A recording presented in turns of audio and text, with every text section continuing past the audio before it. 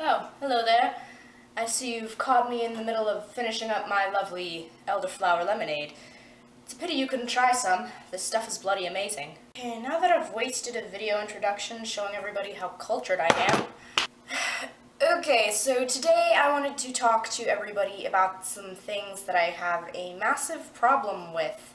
That's what basically all my videos are about. You probably know what fandoms are. Now, if you don't know what a fandom is, then basically that's when a bunch of people who like a certain thing get together and then they just talk about things and like produce things based off the certain thing, and then everything basically goes downhill from there and then keeps tumbling down this massive mountain of fan art and creepy fan fiction and cosplay until it lands somewhere in the deep pits of Tumblr Tartarus. Basically anything that's a produced form of media can have a fandom. So that means movies can have fandoms, manga series can have fandoms, animes can have fandoms, TV shows can have fandoms. So most current books today have a fandom. Hunger Games have a fandom, Harry Potter has a fandom, Divergent now has a fandom, probably only because it's getting turned into a movie. Pretty much all books have fandoms, except Twilight. Twilight doesn't have a fandom. Twilight has a cult following of emotionally constipated teenagers. The only kind of book that doesn't have a fandom and probably never should is classical literature. Which brings me on to my topic. I have a problem. I might or might not have maybe gotten obsessed with classical literature. Now, I know that when most teenagers are confronted with books that they have to read for English class, they are not happy. I am a strange child, and books are pretty much my favorite part of English class. Did I just say English class? So naturally, it sort of goes on to I read the books, and I like the books, and then sometimes I really like the books, and everything sort of just... I'll just replay the clip from earlier in the video. Talk about things and like produce things based off a certain thing, and then everything basically goes downhill from there and then keeps tumbling down this massive mountain of fan art and creepy fan fiction and cosplay until it lands somewhere in the deep pits of Tumblr Tartarus. So yeah, that's my big problem. I fangirl over classic literature, and that should not happen.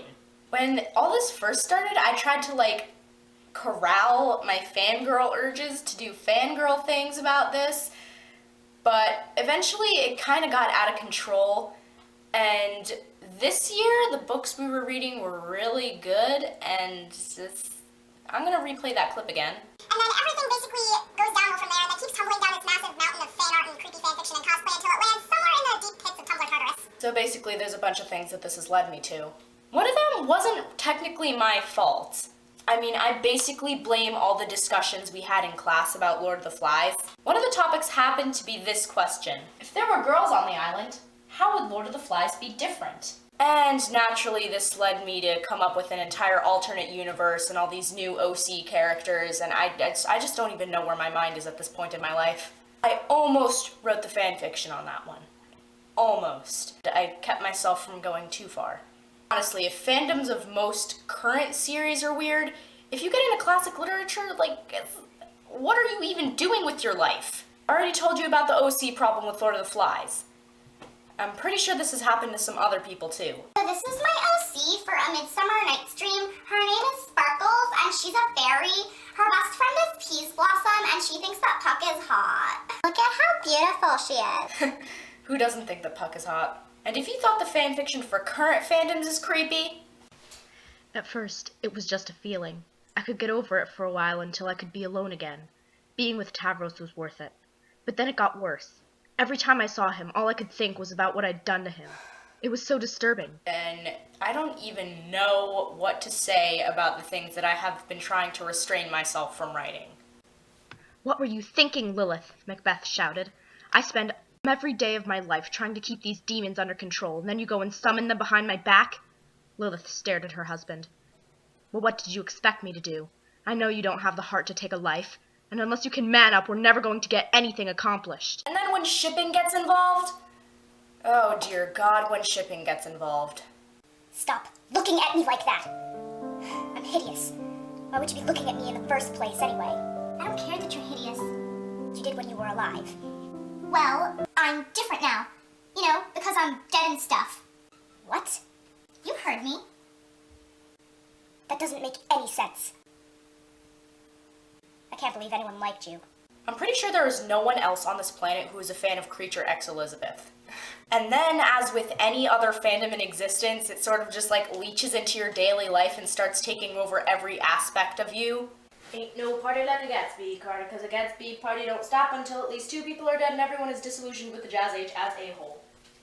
Then you start making all these references, and then still nobody understands them. And so anyway, when she said she invited me bowling, I thought she meant we were actually gonna go bowling. Like, you know, just an innocent game of bowling. But when I got there, like, oh, who do you think would win in a fight? Hecate or Lady Macbeth? What? Nothing. And, how many times am I gonna play this clip?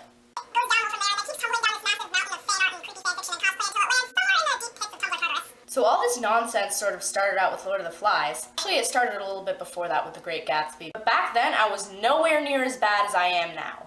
After I read Frankenstein, it was pretty bad too. I actually got the idea for a book, but I don't really know if I'm gonna write that or not. Things got really bad when we got into Macbeth. Somehow I got so far into it that I wanted to create this TV series that was kind of like Supernatural, and it was based on the storyline of Macbeth. And there's all these things going on, and there's the witches like getting involved with the regular people, and Hecate's not really good or evil, she's just sort of watching over everything, and nothing is really as it seems because you think that someone's dead when they're not, and then... I'm not even gonna bother trying to explain this. It's just too complicated, and I sincerely hope that I never try to execute this. It's not necessarily as bad now, mainly because the book we're reading is Brave New World. This thing is too weird for fan fiction. Seriously, Huxley, what were you on when you wrote this? Not just that, the 3rd chapter scared the crap out of me. I also remember wanting to rewrite the ending of Romeo and Juliet. Now I know everyone says that because they don't want them to die, but no. I love you, Romeo. I know, Juliet, and I love you too, but they'll never accept us like this. But I can't just leave you. No, but what do you expect me to do? There is one thing we can do.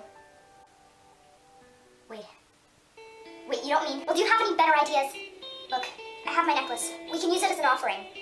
But if we make the pact, we're going to need a sacrifice. Paris will have to do. I never liked him anyway.